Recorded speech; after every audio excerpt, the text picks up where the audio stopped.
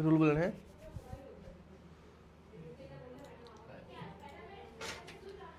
আসসালামু আলাইকুম এভরিওয়ান, কি অবস্থা সবার? আশা করি ভালো আছো। আলহামদুলিল্লাহ, আমিও ভালো আছি। তোমাদের রমাদান কেমন যাচ্ছে বলবো। আশা রাখি বা আশাবাদী যে ভালোই যাচ্ছে। যেহেতু কোনো ক্লাস নাই, মানে তোমাদের কলেজে কোনো ক্লাস নাই, যদিও পড়াশোনার কোনো চাপ আছে। তবে আজকে আমাদের যে অধ্যায় নিয়ে আলোচনা করবো আমরা, ওই অধ্যায়টা তেমন সৃজনশীলের জন্য খুব বেশি গুরুত্বপূর্ণ না। তবে এখান থেকে এমসিকিউ আসে এবং অনেক সময় দেখা যায় যে আমাদের যে এডমিশনও বিভিন্ন ইউনিভার্সিটিতে তোমার এডমিশন টেস্টে এই অধ্যায় থেকে দু একটা কোশ্চেন দেখা যায়, ঠিক আছে। সো এই অধ্যায়টা যদিও আমাদের এইচএসসিতে অর্থাৎ একাডেমিকে সৃজনশীলের জন্য গুরুত্বপূর্ণ না, তবে এমসিকিউর জন্য এইচএসসি এবং আমাদের এডমিশন উভয় থেকেই গুরুত্বপূর্ণ, ঠিক আছে। তাহলে চলো আমরা আমাদের মূল আলোচনা চলে যাই। সো আজকে অধ্যায়টা হচ্ছে আমাদের যে ব্যবসায় সহায়ক সেবা, ঠিক আছে। সো এখানে মেনলি এইটার মূল থিম হচ্ছে, এখানে আলোচনা করা হয়েছে যে আমাদের একটা ব্যবসা প্রতিষ্ঠানকে যেই সকল অন্যান্য প্রতিষ্ঠানগুলো হেল্প করে থাকে, ঠিক আছে। যে একটা ব্যবসা প্রতিষ্ঠান মানে শুরু করা থেকে শেষ হওয়া পর্যন্ত একটা ব্যবসা প্রতিষ্ঠানকে অন্যান্য যে বিভিন্ন যে সংগঠনগুলো হেল্প করে থাকে, ওই হেল্পটাকে ভাগ করছে যে কোন সংগঠন কোনভাবে হেল্প করে থাকে, বা একটা ব্যবসা সংগঠনকে কত ধরনের মানে সাহায্য প্রয়োজন হতে পারে, ঠিক আছে।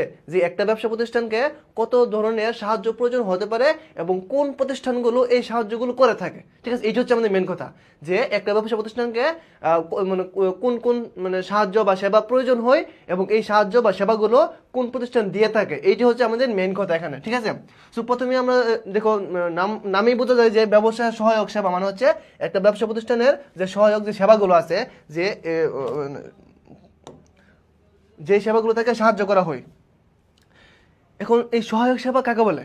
যে ব্যবসায়ের যে কার্যক্রমকে সহজ, দ্রুত, নিরাপদ ও ধারাবাহিকভাবে পরিচালনার, কি বলছে, যে ব্যবসায় কার্যক্রমকে সহজ করার জন্যে, দ্রুত করার জন্যে, নিরাপদ করার জন্যে এবং ধারাবাহিকভাবে পরিচালনার জন্য যে সেবাগুলো প্রদান করা হয় তাকে ব্যবসায়ের সহায়ক সেবা বলা হয়। অর্থাৎ একটা ব্যবসা প্রতিষ্ঠানকে কার্যক্রমগুলোকে সহজ করার জন্য হতে পারে, অথবা কি দ্রুত কার্যক্রম চালু হওয়ার জন্য হতে পারে, বা একটা ব্যবসা প্রতিষ্ঠানকে নিরাপদ রাখার জন্য হতে পারে। সো বিভিন্ন যে সেবাগুলো আছে, এই সেবা কার্যক্রমগুলোকে যে প্রদান করা হয় তাকে বলা হয় কি আমাদের ব্যবসায়ের সহায়ক সেবা। আর এই সেবাগুলো যে প্রতিষ্ঠান প্রদান করে থাকে, এই সেবাগুলো যে সংগঠন বা যে প্রতিষ্ঠান প্রদান করে থাকে, ওই সংগঠন বা প্রতিষ্ঠানকে বলা হয় ব্যবসায়ের সহায়ক সেবা প্রদানকারী সংগঠন বা প্রতিষ্ঠান, ঠিক আছে। ব্যবসায় সহায়ক সেবা প্রদানকারী প্রতিষ্ঠান মূলত হচ্ছে একটা ব্যবসা প্রতিষ্ঠানকে যে সেবাগুলো দেওয়া হয় এগুলোকে বলা হয় ব্যবসায় সহায়ক সেবা, এবং এই সেবাগুলো যে প্রতিষ্ঠান দিয়ে থাকে তাকে বলা হয় ব্যবসায়ের সহায়ক সেবা প্রদানকারী প্রতিষ্ঠান, ঠিক আছে। আশা করি এটা ক্লিয়ার।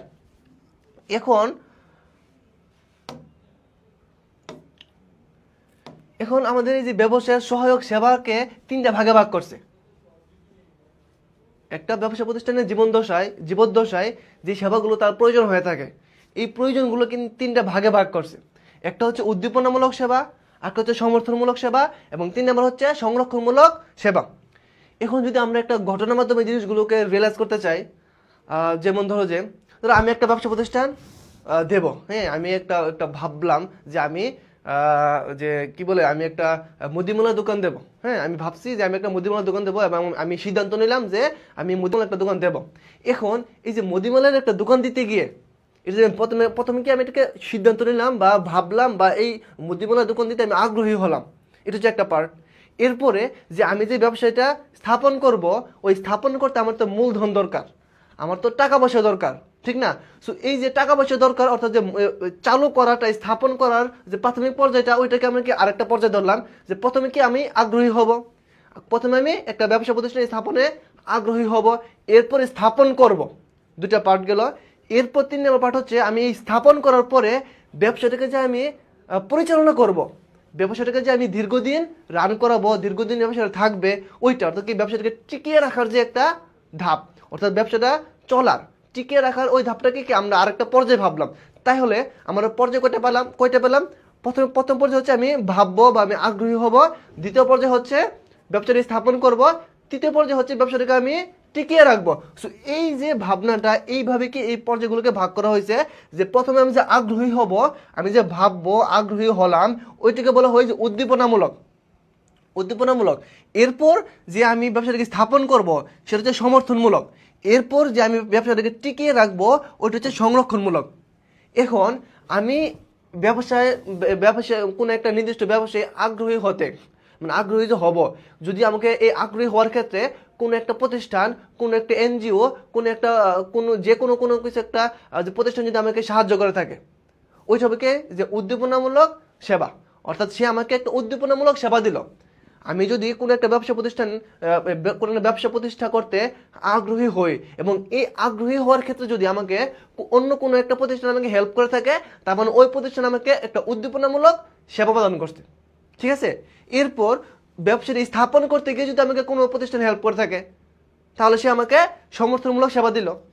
এরপর ব্যবসাটা টিকিয়ে রাখতে গিয়ে যদি কোনো প্রতিষ্ঠান আমাকে হেল্প করে, সেটা হচ্ছে আমাকে সংরক্ষণমূলক সেবা প্রদান করলো।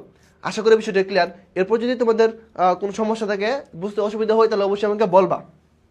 এই হচ্ছে আমাদের 3 ধরনের সেবা। এখন আমরা এই 3 ধরনের সেবা সম্পর্কে আরো বিস্তারিত জানবো।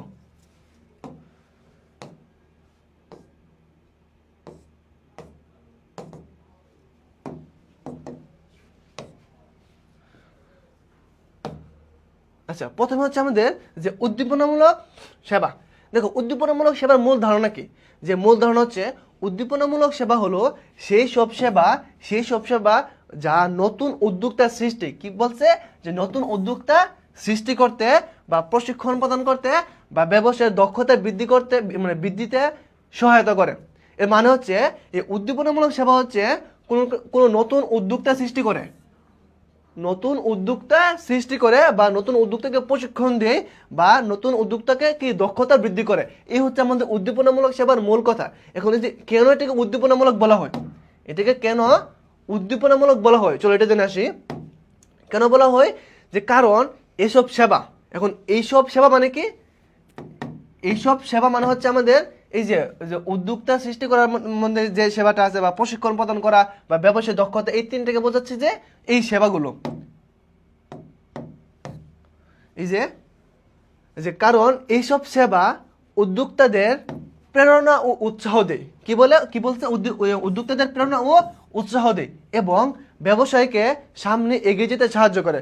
যেমন প্রশিক্ষণ দেওয়া, উদ্দীপনা ও সাহস দেওয়া, বা রোডম্যাপ দেওয়া ইত্যাদি। অর্থাৎ এই উদ্দীপনামূলক সেবার কাজ হচ্ছে তোমাকে কোনো একটা ব্যবসায়ে আগ্রহী করা, কোনো একটা ব্যবসায় স্থাপন করতে আগ্রহী করা, তোমাকে ব্যবসায়ে আগ্রহী করা।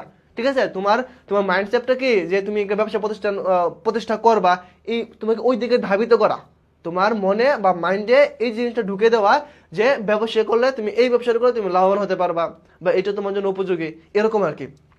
তাকে একদম প্রথম পর্যায়ে ব্যবসা আগ্রহী করা হচ্ছে আমাদের উদ্দীপনামূলক সেবার মূল কাজ। এরপর যে উদ্দীপনামূলক সেবা প্রদান করে কোন কোন প্রতিষ্ঠানগুলো, দেখো, এই যে যুব অধিদপ্তর, এটা আমাদের উদ্দীপনামূলক সেবা প্রদান করে। হ্যাঁ, এরপর যে যুব প্রশিক্ষণ কেন্দ্র, এইটাও আমাদের উদ্দীপনামূলক সেবা প্রদান করে। এরপর আছে আমাদের যে মহিলা প্রশিক্ষণ কেন্দ্র, বা বিভিন্ন এনজিও, নন গভর্নমেন্ট অর্গানাইজেশন, এগুলো আমাদের যে উদ্দীপনামূলক সেবা প্রদান করে থাকে। এখানে বিভিন্ন ধরো যে যুব অধিদপ্তরের আন্ডারে অনেক সময় যে সেমিনার হয়, সেখানে মানুষকে বোঝায় যে তোমাকে যে কি কোনো ব্যবসা করা কেন তোমার জন্য উপযোগী, বা কোনো কাজে তোমাকে দক্ষ হওয়া কেন উপযোগী, তোমার জীবনে এটা কতটুকু গুরুত্বপূর্ণ। সো এইরকম যে তোমাকে বোঝানো, মোটিভেশন দেওয়া, এই কাজগুলো করে থাকে সেমিনারের মাধ্যমে। সো এইভাবে কি মানুষকে এই ব্যবসার ক্ষেত্রে আগ্রহী করা হয়। ঠিক আছে? এই জন্যে এগুলো হচ্ছে আমাদের যে উদ্দীপনামূলক সেবা প্রদানকারী প্রতিষ্ঠান।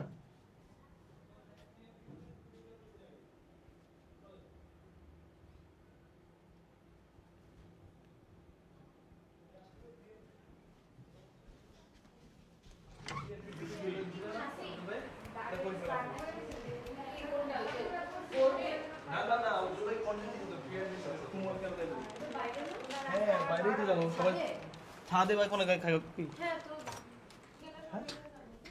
হয়ে গেছে।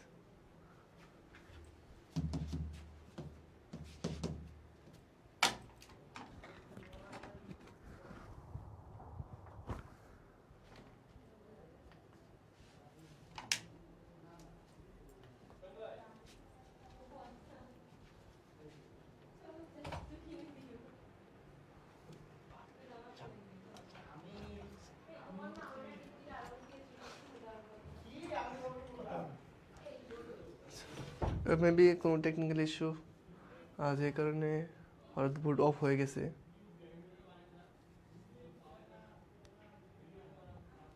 আচ্ছা, আমরা 1 মিনিট একটু ওয়েট করি, আশা করি চলে আসবে।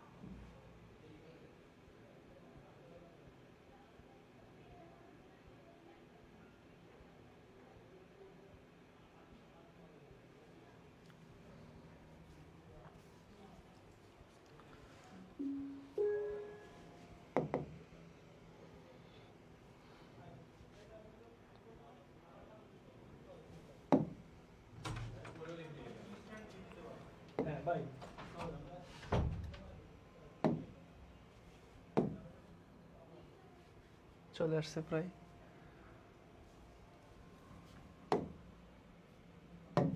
আচ্ছা, আমাদের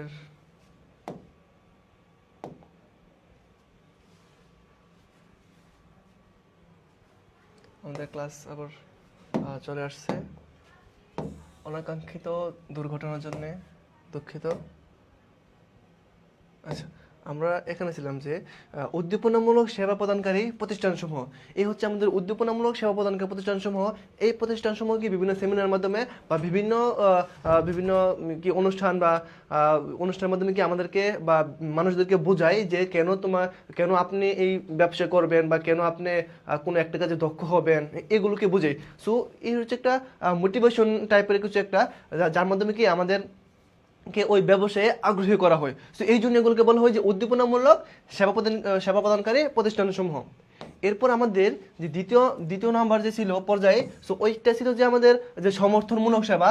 এখন আমরা জানি যে সমর্থনমূলক সেবার মাধ্যমে আসলে কি হয়। এই সমর্থনমূলক সেবা হচ্ছে আগ্রহী হওয়ার পরে, কোনো একজন ব্যক্তি ব্যবসায় প্রতিষ্ঠানে আগ্রহী হওয়ার পরে তাকে ওই ব্যবসাটি স্থাপন করার ক্ষেত্রে, ব্যবসায়ী স্থাপন বা পরিচালনা করার ক্ষেত্রে যে হেল্প করা হয় বা যে সেবাগুলো প্রদান করা হয় সেগুলোকে বলা হয় যে সমর্থনমূলক সেবা। এখন এই সমর্থনমূলক সেবা মূল ধারণা কি? মূল ধারণা হচ্ছে যে সমর্থনমূলক সেবা হলো সেই সব সেবা, সমর্থনমূলক সেবা হচ্ছে সেই সকল সেবা যা ব্যবসায়ের দৈনন্দিন কার্যক্রমকে সহজ, দ্রুত ও নিরাপদ করে। ঠিক আছে, এই হচ্ছে আমাদের সমর্থনমূলক সেবার মূল ধারণা। এখন এই সমর্থনমূলক সেবা আসলে কাকে বলে চলো সেটা জেনে নেই। দেখি যে উদ্যোক্তা কি বলছে, যে উদ্যোক্তা ব্যবসায়ী গঠনে আগ্রহী হওয়ার পর, সে কোনো একটা ব্যবসা গঠনে আগ্রহী হওয়ার পর এই আগ্রহী হওয়ার কাজটা করে কে? এই আগ্রহী হওয়ার কাজটা করে আমাদের উদ্দীপনামূলক সেবা। ঠিক আছে, সো ওই উদ্দীপনামূলক সেবার কাজ শেষ হওয়ার পরে আমাদের এই সমর্থনমূলক সেবার কাজ শুরু হয়। সো এই যে আগ্রহী হওয়ার পর তা বাস্তবে গঠনে, তুমি বা আমি যে ব্যবসাটাই মানে গঠনে আগ্রহী হয়েছি, ওই আগ্রহী হওয়ার পরে তা বাস্তবে গঠনে যেই ধরনের সহায়তা প্রয়োজন হয়ে থাকে সেই ধরনের সেবা দেওয়া হয় বলে তাকে সমর্থনমূলক সেবা বলা হয়। অর্থাৎ এই সমর্থনমূলক সেবা একজন ব্যবসায়ী একজন ব্যক্তি কোনো একটা ব্যবসা প্রতিষ্ঠান করতে আগ্রহী হওয়ার পরে সেটা বাস্তবে রূপদান করতে, বাস্তবে স্থাপন করতে যে সকল সেবা প্রদান করা হয়, সেই সকল সেবা প্রদান করা হচ্ছে কি আমাদের সমর্থনমূলক সেবাতে। ঠিক আছে, যেমন কি যে মূলধনের ব্যবস্থা করা বা বিদ্যুৎ ও গ্যাসের সুবিধা, হ্যাঁ মূলধনের ব্যবস্থা করা, এটা হচ্ছে আমাদের ব্যবসা প্রতিষ্ঠান শুরু করতে আমাদের অবশ্যই টাকা পয়সা দরকার, মূলধন দরকার। সে মূলধনের ব্যবস্থা করে দিতে পারে, বা যে প্রতিষ্ঠান আমাকে মূলধনের ব্যবস্থা করে দিবে সেই প্রতিষ্ঠানকে আমাকে সমর্থনমূলক সেবা করলো, ঠিক আছে। এরপর যে বিদ্যুৎ ও গ্যাসের সুবিধা করে দেওয়া ইত্যাদি। সো এটা হচ্ছে যে একটা ব্যবসা প্রতিষ্ঠানের স্থাপন থেকে শুরু করে পরিচালনা পর্যন্ত এই কাজগুলো করতে থাকে আমাদের যে সমর্থনমূলক সেবা। এখন এই সমর্থনমূলক সেবার কিছু যে উদাহরণ, যেমন বাংলাদেশ ক্ষুদ্র ও কুটির শিল্প সংস্থা। এই বাংলাদেশ ক্ষুদ্র ও কুটির শিল্প সংস্থা কি করে, আমাদেরকে যে প্রশিক্ষণ প্রদান করে এবং প্রশিক্ষণ শেষে আমাদেরকে ঋণ দেয়, অর্থ দেয় ব্যবসা শুরু করার জন্য। এরপর যে বেসিক ব্যাংক লিমিটেড, এগুলো আমাদেরকে ঋণ দেয়, যে অর্থাৎ টাকা দিয়ে আমরা যে টাকাকে মূলধন হিসেবে ইউজ করতে পারি। এরপর কর্মসংস্থান ব্যাংক ইত্যাদি। সো এগুলো হচ্ছে আমাদের সমর্থনমূলক সেবা প্রদানকারী প্রতিষ্ঠান, ঠিক আছে। এরপর আমাদের থার্ড নাম্বার যে ছিল সেটা হচ্ছে আমাদের যে সংরক্ষণমূলক সেবা। এখন এই সংরক্ষণমূলক সেবার কাজ শুরু হয় কখন, যখন আমাদের সমর্থনমূলক সেবার কাজ শেষ হয় তখন আমাদের এই সংরক্ষণমূলক সেবার কাজ শুরু হয়, ঠিক আছে। এখন সংরক্ষণমূলক কাজ সেবা কি, এটা হচ্ছে যে ব্যবসা পরিচালনায় উদ্যোক্তাদের উৎসাহ উদ্দীপনা ধরে রাখার জন্য যেই ধরনের, কি বলতে দেখো, উৎসাহ উদ্দীপনা ধরে রাখার জন্য মানে হচ্ছে যে ব্যবসাটা স্থাপন করার পরে ব্যবসাটা পরিচালনা যে করবে, অর্থাৎ টিকে যে রাখবে, টিকে থাকার জন্যে যেই ধরনের সেবা প্রয়োজন হয় তাকে সংরক্ষণমূলক সেবা বলা হয়। এখন দেখি কোন ধরনের সেবা প্রয়োজন হয় এবং কারা কারা এই সেবাগুলো প্রদান করে থাকে। দেখো, এটাকে কেন আমাদের সংরক্ষণমূলক সেবা বলা হয়, যে কারণ এই সেবাগুলো ব্যবসাকে সংরক্ষণ বা সুরক্ষা দেয়। দেখছো যে কি বলছে, যে এই সেবাগুলো ব্যবসাকে সংরক্ষণ ও সুরক্ষা দেয়, বা সংরক্ষণ করে এবং সুরক্ষা দেয়। এখন কোন সেবাগুলো, যেমন ট্রেডমার্ক, পেটেন্ট, কপিরাইট, সরকারের ভর্তুকি ইত্যাদি। সো এই যে ধরো যে আমরা যদি ট্রেডমার্কের কথা বলি, ট্রেডমার্ক বা পেটেন্ট বা কপিরাইট, এই সেবাগুলো কিন্তু আমাদের যে ব্যবসা প্রতিষ্ঠানটাকে সুরক্ষা দেয়, টিকে থাকতে সাহায্য করে। সো এই জন্য এগুলো হচ্ছে আমাদের যে সংরক্ষণমূলক সেবার আন্ডারে। আশা করি আমাদের যে তিনটা পর্যায়, উদ্দীপনামূলক, সমর্থনমূলক এবং সংরক্ষণমূলক, এই তিনটা পর্যায় বা তিনটা সেবা ক্লিয়ার হয়ে গেছে। আর তোমাদের এখান থেকে তোমাদের এমসিকিউ আসতে পারে। আচ্ছা, সংরক্ষণমূলক সেবা প্রদানকারী প্রতিষ্ঠান সমূহ হচ্ছে যেমন বিএসটিআই বা পেটেন্ট, ডিজাইন ও ট্রেডমার্ক অধিদপ্তর ইত্যাদি। এখন আমাদের আমরা কিছু প্রতিষ্ঠান বা সংগঠন সম্পর্কে জানবো, এনজিও সম্পর্কে জানবো, যারা আমাদের ব্যবসা প্রতিষ্ঠানকে কি করে, বিভিন্নভাবে সেবা প্রদান করে থাকে বা সহায়তা করে থাকে। সো এগুলো জানতে হবে যে ধরো যদি আমরা TMSS কথা বলি, যে এটা কত সালে প্রতিষ্ঠা হয়েছে, বা তোমাকে বলতে পারে যে সাপটা কত সালে প্রতিষ্ঠা করা হয়েছে, বা সার্ক কত সালে প্রতিষ্ঠা করা হয়েছে, এরকম, বা ব্রাক কত সালে প্রতিষ্ঠা করা হয়েছে। সো এরকম তোমাকে এমসিকিউ আসতে পারে। আচ্ছা, দেখি আমাদের প্রথমে কি আছে, যে TMSS অর্থাৎ ঠেঙ্গামারা মহিলা সবুজ সংগম। এটা কাজ শুরু করে কত সালে, এটা কাজ শুরু করে আমাদের যে 1880 সালে কাজ শুরু করে, এবং বর্তমানে বাংলাদেশের 63টি জেলায় এর কার্যক্রম বিস্তৃত, ঠিক আছে। এরপর আছে আমাদের SME, small and medium enterprise. এই যে SME নিবন্ধিত হয় 2006 সালে। কত সালে, 2006 সালে, এবং কাজ শুরু করে 2007 সালে। নিবন্ধিত হচ্ছে 2006 সালে এবং কাজ শুরু করে 2007 সালে। এখন তোমাকে যদি বলে যে SME কত সালে কাজ শুরু করে, 2007 সালে, বা SME কত সালে নিবন্ধিত হয়, 2006 সালে। সো এভাবে তোমাদের এমসিকিউ গুলো আসবে। এরপর বিসিক বা BSCIC। বিসিক কি, বিসিক হচ্ছে Bangladesh small and cottage industries corporation. এখন BSCIC অর্থাৎ বিসিক এই প্রতিষ্ঠিত হয় কত সালে, বিসিক প্রতিষ্ঠিত হয় 1957 সালে। তোমাকে আসতে পারে যে বিসিক বা BSCIC এর পুনরূপ কি, অথবা বিসিক কত সালে প্রতিষ্ঠিত হয়, এভাবে কি তোমাদের কোশ্চেনগুলো আসবে। এরপর BRAC, Bangladesh rural advancement committee. দেখো, ব্রাক প্রতিষ্ঠিত হয় কত সালে, ব্রাক প্রতিষ্ঠিত 1972 সালে। ব্রাক প্রতিষ্ঠিত হয় 1972 সালে, অর্থাৎ আমাদের স্বাধীনতা যুদ্ধের পরবর্তী বছর থেকে কি আমাদের এই যে ব্রাক প্রতিষ্ঠিত হয়। এখন তোমাকে বলতে পারে যে আমাদের স্বাধীনতা যুদ্ধের পরবর্তী পরের বছর কোন প্রতিষ্ঠানটি গঠন করা হয় বা কোন প্রতিষ্ঠানটি প্রতিষ্ঠিত হয়।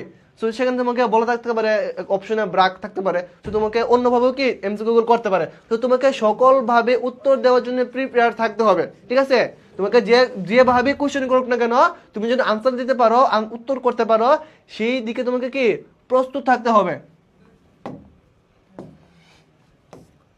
এরপর যে আশা, অ্যাসোসিয়েশন ফর সোশ্যাল অ্যাডভান্সমেন্ট, এই যে আশার পুনরূপ অনেক সময় আসে। এখন এই যে আশা কত সালে প্রতিষ্ঠিত হয়? আশা হচ্ছে আমাদের 1978 সালে প্রতিষ্ঠিত হয়। দেখো দেখো আমাদের যে ব্রাক প্রতিষ্ঠিত হয়েছে 1972 সালে, এবং আমাদের যে আশা প্রতিষ্ঠিত হয়েছে 1978 সালে। এরপর মাইডাস কি? মাইডাস হচ্ছে যে micro industries development assistant services. এই যে মাইডাসের পুনরূপ আসে, এবং মাইডাস কত সালে নিবন্ধিত হয় বা কত সালে কাজ শুরু করে, এগুলো মাঝে মাঝে আসে। দেখো মাইডাস নিবন্ধিত হয় কত সালে? মাইডাস নিবন্ধিত হয় 1981 সালে। প্রথমে ব্রাক 1972 সালে, এরপর আশা 1978 সালে, এরপর আমাদের মাইডাস 1981 সালে, এবং কাজ শুরু করে 1982 সালে। আমি এগুলো মোটামুটি একটু সিরিয়ালি দেওয়ার চেষ্টা করছি। এরপর যে সাপটা, দেখো অনেকেই সাপটাকে ভুল ভাবে, যে মনে করে সাপটা ও আশা বা রাগের মতো কোন একটা প্রতিষ্ঠান। আসলে সাপটা কোনো প্রতিষ্ঠান না, সাপটা হচ্ছে একটা চুক্তির নাম, ঠিক আছে। যেমন আমাদের বিভিন্ন চুক্তি হয়ে থাকে না, যেমন ধরো যে আমাদের যে তিস্তা বাঁধ চুক্তি, হ্যাঁ, বা চট্টগ্রাম বন্দর চুক্তি, এরকম অনেকগুলো চুক্তি থাকে। চুক্তির নাম হচ্ছে কি সাপটা, এটা কোনো প্রতিষ্ঠান না। এখন সাপটা মানে কি? সাপটা মানে হচ্ছে যে south Asian preferential trade agreement. এই সাপটা হচ্ছে সার্কের মধ্যে বাণিজ্য বাড়ানো। এই যে সার্ক কিন্তু অনেকগুলো দেশ মিলে গঠিত হয়েছে একটা সার্ক। সো এই সার্ক হচ্ছে, সাপটা হচ্ছে এই সার্কের অধীনে যে প্রতিষ্ঠানগুলো, যে দেশগুলো আছে, ওই দেশগুলোর মধ্যে যে বাণিজ্য বাড়ানোর, অর্থাৎ বাণিজ্য যাতে কি সেই দেশগুলোতে বেশি বেশি ক্রয় বিক্রয় করতে পারে, বাণিজ্যের সুবিধা করার জন্য একটি বাণিজ্যিক চুক্তি। এই সাপটা হচ্ছে সার্ক এর মধ্যে বাণিজ্য বাড়ানোর জন্য করা একটি বাণিজ্যিক চুক্তি, যা 1995 সালে চালু হয়, এবং পরবর্তীতে এটির এই সাপটা নামটাকে পরিবর্তন করা হয় সাফটা, ঠিক আছে। এই যে সাপটাকে তোমরা কোন একটা প্রতিষ্ঠান বা এনজিও ভেবে ভুল করো না। এই সাপটা হচ্ছে একটা চুক্তির নাম, আর এই সাপটাটা করা হয়েছে মূলত এই যে সার্কের অধীনে যে দেশগুলো আছে, ওই দেশগুলোর মধ্যে বাণিজ্যটা বৃদ্ধি করার জন্য, ঠিক আছে। সার্কের অধীনে দেশগুলোর বাণিজ্য বৃদ্ধি করার জন্য একটা চুক্তি করা হয়, ওই চুক্তির নাম হচ্ছে কি সাপটা, এবং এই চুক্তির নাম সাপটাকে পরবর্তীতে পরিবর্তন করে নাম করা হয়েছে সাফটা, ঠিক আছে। এ হচ্ছে আমাদের সাপটা। এরপর হচ্ছে এশিয়ান। দেখো এশিয়ান হলো দক্ষিণ পূর্ব এশিয়ার 10টি দেশের আঞ্চলিক সংগঠন। এখানে এই সার্কে যেমন অনেকগুলো দেশ আছে, ঠিক এমনই এই এশিয়ানের ভিতরে কি অনেকগুলো দেশ আছে, মোট 10টি দেশ আছে, যে দেশগুলো কি এটা হচ্ছে একটা আঞ্চলিক সংগঠন, এবং এটি প্রতিষ্ঠিত হয় 1967 সালে। এটা হচ্ছে একটা প্রতিষ্ঠান বা একটা সংগঠন ধরতে পারো, যে এশিয়ান। এখানে 10টা দেশ মিলে একটা সংগঠন করা হয়েছে, ওই সংগঠনের নাম দিচ্ছে কি এশিয়ান। এরপর হচ্ছে south Asian association for regional cooperation. আচ্ছা, এটার আমাদের যে এমসিকিউতে বা ক নাম্বারে তোমাদের পূর্ণরূপ আসে মাঝে মাঝে। এখন এ হচ্ছে আমাদের যে আজকের ক্লাস, যদি আজকের ক্লাস খুব বেশি লেন্থ না, মানে ক্লাসটা মোটামুটি ছোট, এবং এই অধ্যায় থেকে আমাদের কোন সৃজনশীল প্রশ্ন আসার সম্ভাবনা খুবই কম। আসবে হচ্ছে এমসিকিউ, তবে এমসিকিউ 100% আসবে। এমসিকিউ তুমি একটা পাবাই, তোমাদের যে একাডেমিকে এমসিকিউ পাবা, এবং এডমিশন সময় এখান থেকে এমসিকিউ পাবা। মানে বেশিরভাগ ইউনিভার্সিটি এখান থেকে একটা কোশ্চেন করে থাকে। সো দোয়া রইল তোমাদের জন্য, এবং ইনশাআল্লাহ দেখা হবে আমাদের পরবর্তী অধ্যায়ে, পরবর্তী ক্লাসে, ঠিক আছে। ওকে, শেষ পর্যন্ত ভালো থেকো। আল্লাহ হাফিজ।